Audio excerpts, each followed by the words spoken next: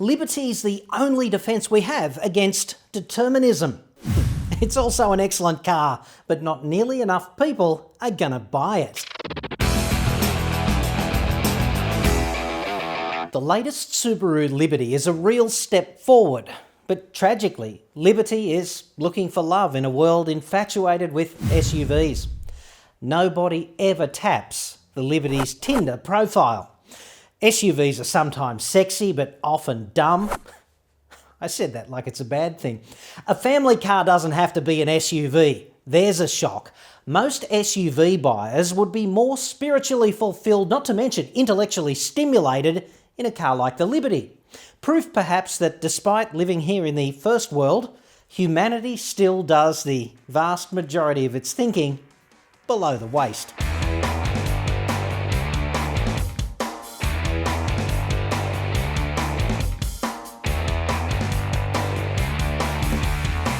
I think the new pricing policy for Liberty was outsourced. Abu Ghraib won the contract, apparently. Prices on this Liberty have been slashed. They're $3,000 to $4,000 less in the cheap seats for the four-cylinder, and a massive $14,000 has been dissected from the six-cylinder Liberty and presumably rushed off to pathology. That's like the Atkins diet on crack. Where exactly in the bowels of hell did they find $14,000 worth of fat in that car? This radical surgery makes this vehicle the cheapest six-cylinder Liberty ever. And pricing on the four-cylinder just basically woke up back in 2002. This kind of sucks if you bought a Liberty last year because your resale value just hopped in the express elevator and hammered the button marked Inferno. But I guess it's good news if you're in the market right now. Very good news indeed. So what's behind this massive pricing slash fest? Subaru says the currency's moved. It's also manufacturing more efficiently, and the free trade agreement between Australia and Japan has just kicked in. They even euphemise increased competition in the market. Interesting. In psychology, they call that the implicit but unsaid. In journalism, they just teach you to keep one ear open for what the target is not telling you. Same thing. Subaru's basically not saying it's shit scared, and it is not alone. Like all premium Japanese car makers, Subaru lives day to day with its head in a vice. One of the jaws is called South Korea and the other is called Europe, and customers are turning the screw. It's tighter every day. There's something to spring out of bed for. The Europeans are flooding the market with cheap new entrants, often the only redeeming feature of which is more perceived cachet. And the South Koreans are furiously pumping up the quality while at the same time keeping their price points nice and low. And that's also great news for us. This price reduction is the proof that the stiffest competition produces the best deal for consumers and also the best vehicles. If you're looking for premium family transport, this is a great car. Safest Subaru ever. Very impressive on the protection front. And the standard features across the range make this vehicle more attractive than a bunch of notional competitors. It's fascinating to see Japan dusting it up on price in the ring contemporaneously with Europe and South Korea. Hands up if you could have ever predicted that. When you check these competitors out, a lot of them are really struggling with their identity in terms of the product.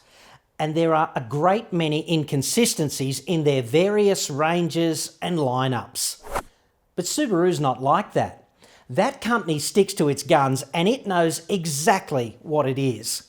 They do boxer engines. In fact, they've done 15 million boxer engines over the past 49 years. In my estimation, you can't do 15 million of anything over half a century without getting really good at it. Even the slowest learner would get his PhD in boxerology by then. Subaru also has managed to make 14 million symmetrical all-wheel drive systems since 1972. So that's like a double doctorate in driveline doohickeology. Don't laugh, that's what they call it. You simply have to factor this in. That driveline, all four wheels driving all the time. It's a huge advantage every time traction is marginal. Every time it rains, every time you drive on a gravel road, and heaven forbid, every time you're on a gravel road and it rains. None of these notional competitors can offer you that. It's a huge fundamental plus, and largely it's unseen. But you have to factor that into the underlying price. Twice as much driveline. None of that stuff under there is free. The system even has torque vectoring now, which delivers outstanding neutrality in corners. It's just brilliant. Take a test drive, see for yourself, pray that it rains. Two big headlines with the new Liberty. First is, just have a look at it. For several years now, Subaru has bucked the basic trend of the natural world. They started with the Swan and ultimately launched the ugly duckling. They developed engineering, elegance, a butterfly of sorts. They stuck it in the styling cocoon and out popped a worm, a grub. Whatever they paid for that, it was far too much. Without wanting to dance all over Hirohito's new clothes here, Liberties were very, very ugly. You could set your clock by it. Until this one. It actually looks as good as it is. Finally. Even if they did have to clone Hyundai's grille to do it. The interior is upmarket, inoffensive, minimalist even, but actually quite feature-rich. And it's very tactile, high-quality materials all over the shop, with brilliant connectivity and a great infotainment touchscreen interface. It's extremely comfortable and intuitive, all the controls make sense, and they feel good. There's plenty of legroom in the back if you've got big, strapping kids, and I give it 11 out of 10 for all of that. Credit where it's due. The engines. They're okay, adequate, family transport. There's an engine under there, it makes the car go. That's how most people are going to look at it. The 6 goes better than the 4. It costs more. Knock me down with a feather. They run on 91 octane petrol, that's the cheap stuff, so that's good. Performance of the 6-cylinder is line ball with the Commodore V6 until you rev it like crazy, and you really do have to rev its tits off to get that Commodore making its peak output.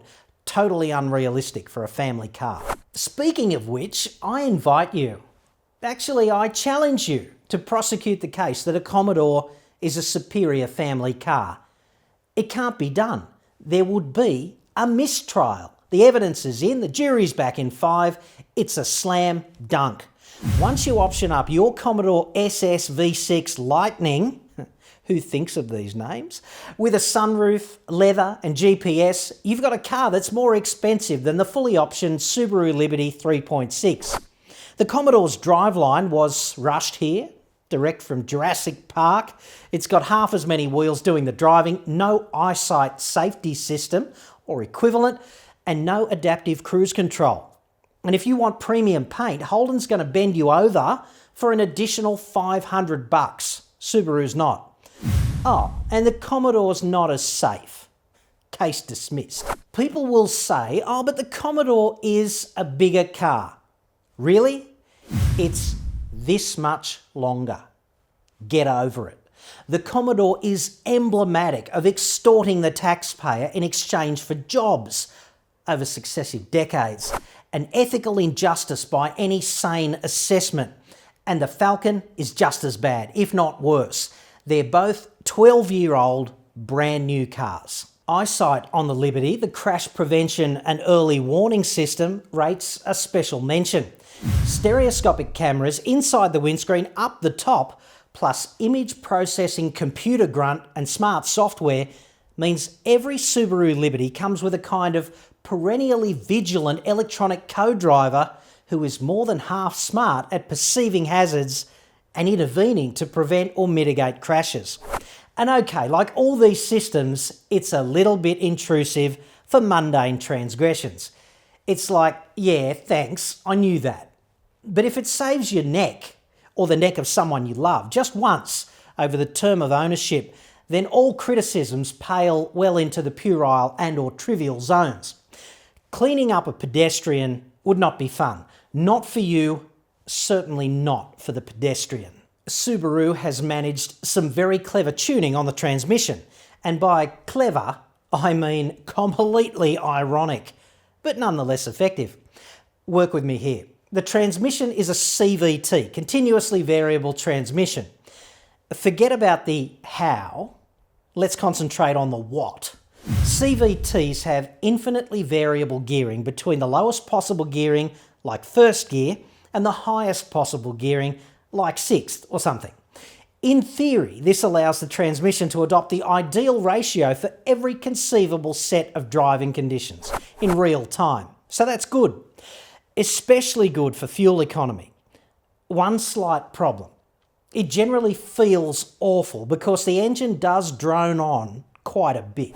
So Subaru has taught the CVT to fake it, to act like a conventional auto, to operate through discrete steps, because that feels better, like wearing expensive nylons under your track pants. Am I right? That CVT is especially good at faking upshifts when you lift off the throttle after moderate acceleration. That's impressive. But the lapsed engineer in me sees it also as intensely ironic. Like, why design a CVT to act like a conventional auto when you could just, I don't know, slot in a conventional auto without the fancy tweaks? Maybe because then they'd be tempted to tune it to feel more like a CVT. Whatever. I guess they had their reasons. So, plush inside, great to drive, impressively safe in terms of both prevention and cure, super competitive on price and brilliantly equipped. What's not to like? The new Liberty is not even cursed with a space saver spare tyre. You get a full-sized 18-inch alloy spare. Service interval is definitely something they need to look at. 12 months is the gold standard in time interval these days, and Subaru is still stuck at half that. It's going to cost you a little bit more than $1,000 to keep the 3.6 on the road for a year, service-wise, and almost $900 for the 2.5. I'd have to say Mazda is well ahead on pricing there. The biggest problem with Liberty is this national affair everyone's having with SUVs. It's completely irrational. Only 150 people are going to buy a Liberty every month in Australia, which is kind of a shame. If one of them is you, don't be afraid to buck the SUV trend. You're doing exactly the right thing. And if you want to save some cash buying your new Liberty, contact me via the website, autoexpert.com.au. And if you want to buy an SUV, I'll help you with that too. I get the whole infatuation thing. It's a conflict between your superego and your id. Good luck with that. Don't forget to like this video, leave a comment below to let me know what you think, and subscribe for regular updates. I'm John Cadogan. Thanks for watching.